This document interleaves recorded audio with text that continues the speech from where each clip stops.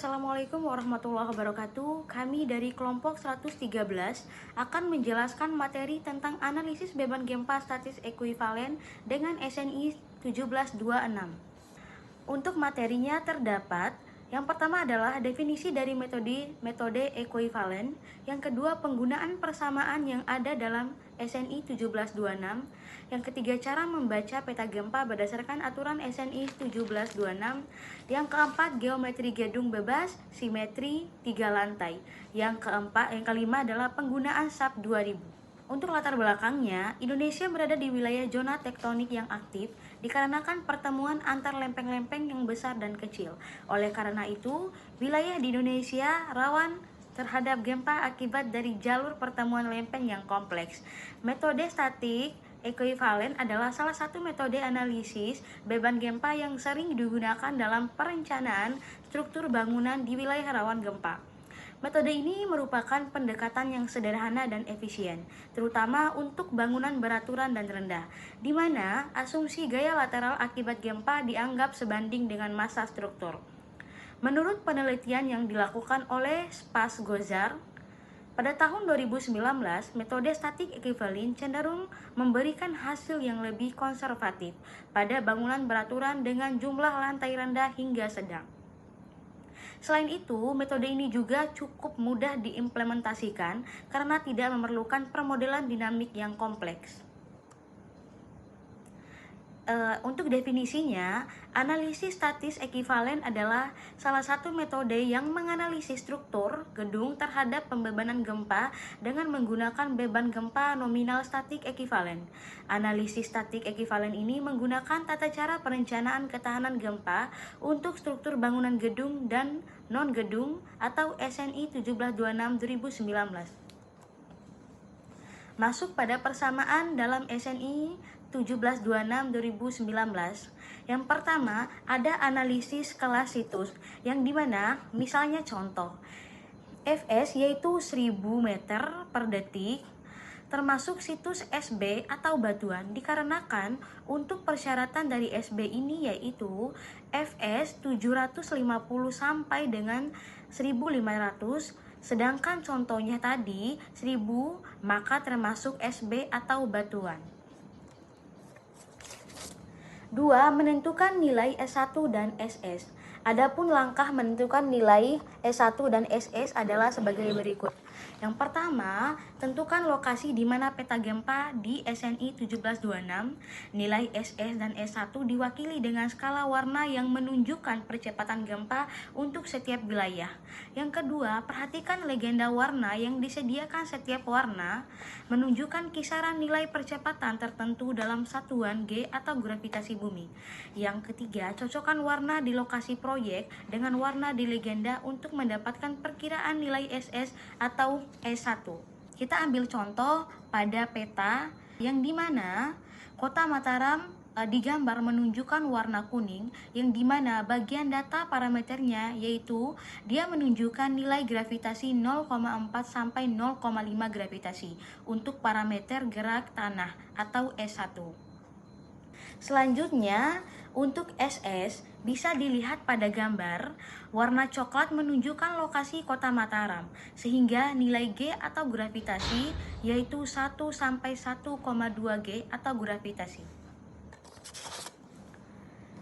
Yang ketiga adalah menentukan nilai FA dan FV, yang dimana koefisien situs FA dan FV mengikuti tabel 6 dan tabel 7.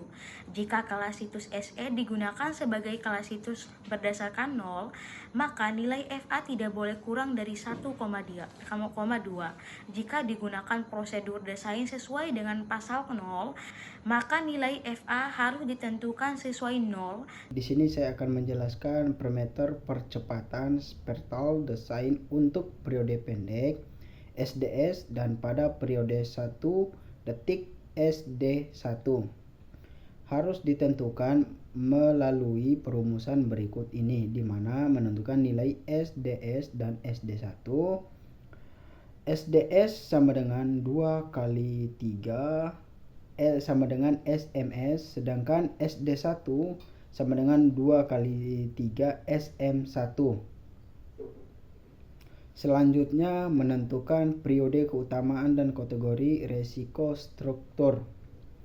Kategori resiko bangunan gedung dan non gedung untuk beban gempa, di mana di sini ada beberapa kategori resiko.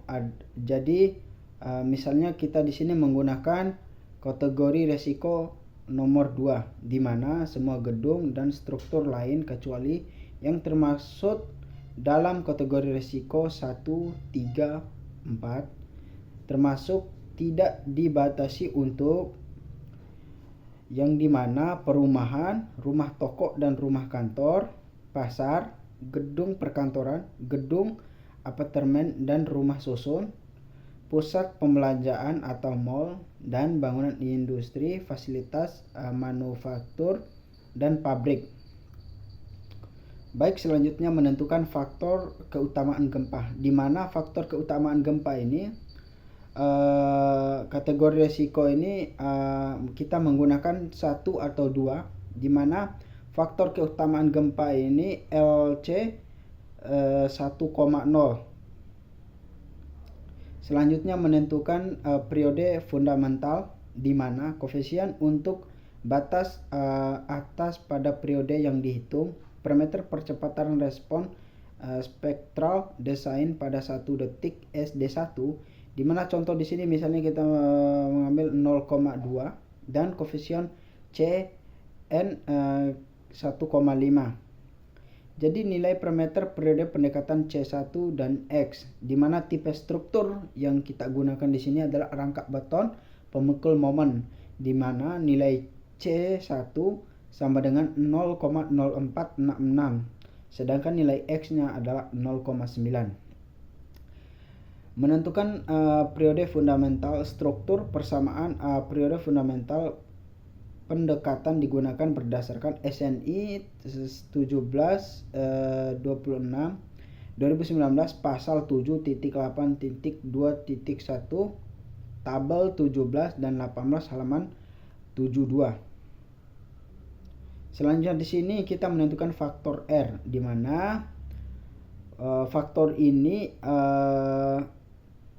memicu gaya seismik, di mana sistem pemikul gaya seismik ini di sini kita menggunakan dinding geser batu bata bertulang biasa. Yang pertama itu koefisien modifikasi respon itu sebesar 3, sedangkan faktor kuat lebih sistem itu 3, sedangkan faktor kebesaran deflektif itu 2/1/2. Baik, saya akan melanjutkan materi yang disampaikan oleh teman saya sebelumnya, yaitu menentukan nilai K. K eksponen terkait dengan periode struktur dengan nilai sebagai berikut. Untuk struktur dengan T kurang dari 0,5 detik sama dengan 1. Untuk struktur dengan T lebih dari 2,5 detik sama dengan 2. Untuk struktur dengan 0,5 kurang dari T kurang 2,5 detik sama dengan 2, atau ditentukan dengan interpolasi linear antara 1 dan 2. Selanjutnya, menentukan koefisien seismik. Menentukan koefisien respon seismik, persamaan digunakan berdasarkan SNI 1726 2019 pasal 7.8.1.1 halaman 70. Bisa kalian lihat di PPT contoh rumusnya, yang dimana SDS sama dengan parameter percepatan respon spektral desain rentang periode pendek, dan R koefisien modifikasi respon, dan IE faktor keutamaan gempa. Selanjutnya, menghitung gaya geser horizontal akibat gempa. Menghitung gaya geser horizontal akibat gempa, persamaan yang digunakan berdasarkan SNI 1726 2019, yaitu V sama dengan CS kali WT. Selanjutnya, distribusi gaya geser horizontal akibat gempa di sepanjang tinggi gedung, yaitu Fxy sama dengan CVx kali V, dan CVx sama dengan Wx kali Hx pangkat X dibagi sigma Wi kali Hi pangkat K. Selanjutnya, penggunaan SAP 2000. Langkah-langkah penggunaan analisis aplikasi SAP 2000 sebagai berikut. Yang pertama, membuat dan mengedit grid data. Kedua, membuat dan mengedit material yang digunakan. Yang ketiga, memasukkan nilai-nilai beban ke dalam analisis. Yang keempat, membuat kombinasi pembebanan. Yang kelima, memasukkan material dan nilai pelat lantai. Yang keenam, menjalankan analisis SAP 2000. Yang ketujuh, melihat hasil output nilai ketahanan dari setiap lantai. Baik, saya akan menjelaskan geometri gedung. Geometri gedung adalah aspek penting dalam desain bangunan yang mencakup bentuk, ukuran, dan susunan elemen-elemen struktural seperti kolom, balok, dan dinding. Adapun jenis-jenis geometri. 1. Geometri gedung simetris. Geometri gedung simetris adalah bentuk bangunan yang memiliki keseimbangan dalam distribusi elemen strukturalnya.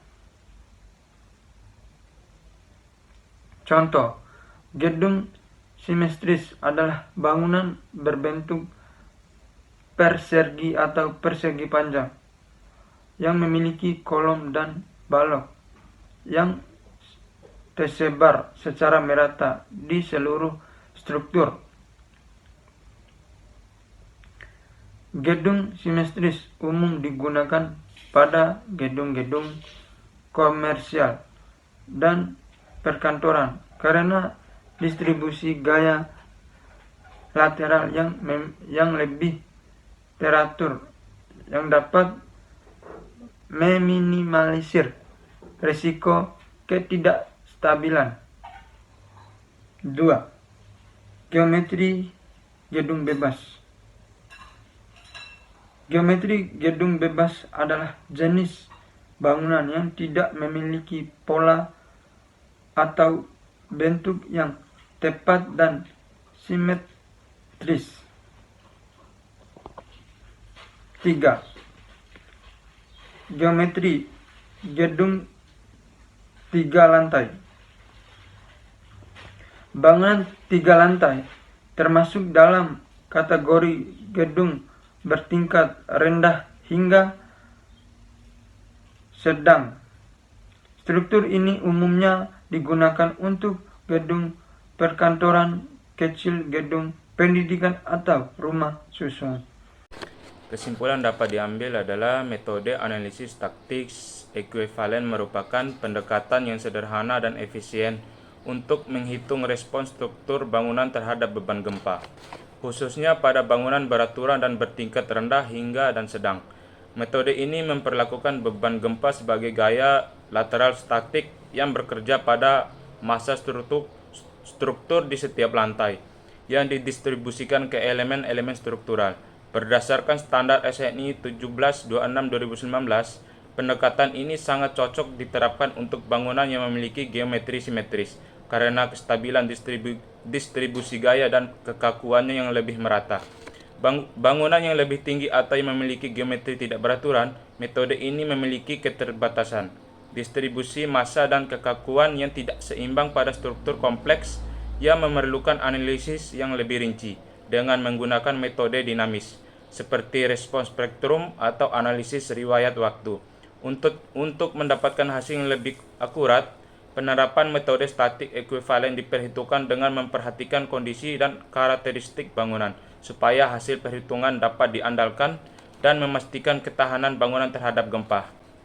Mungkin itu saja penjelasan dari kita, lebih dan kurangnya kita mohon maaf. Wassalamualaikum warahmatullahi wabarakatuh.